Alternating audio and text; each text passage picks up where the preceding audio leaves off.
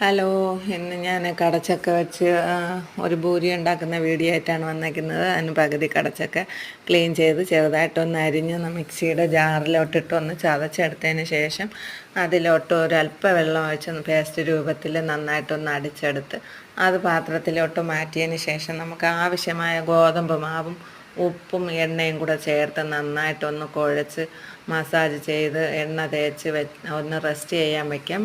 അതിന് ശേഷം നമുക്ക് ചെറിയ ബൗളുകളാക്കി നമുക്കിത് നല്ല രീതിയിൽ തന്നെ ഉണ്ടാക്കിയെടുക്കാം. നല്ല പൊള്ളി വന്നിട്ടുണ്ട്, നല്ല രീതിയിലുള്ള പൂരിയാണ്.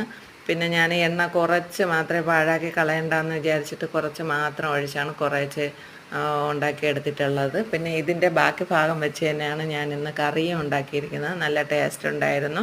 എല്ലാവരും ഒന്ന് ഇതുപോലെ ചെയ്ത് നോക്കണം. എൻ്റെ വീഡിയോകൾ കാണാത്തവരുണ്ടെങ്കിൽ എൻ്റെ വീഡിയോകൾ കണ്ട് എന്നെ ഒന്ന് സപ്പോർട്ട് ചെയ്യണം. താങ്ക്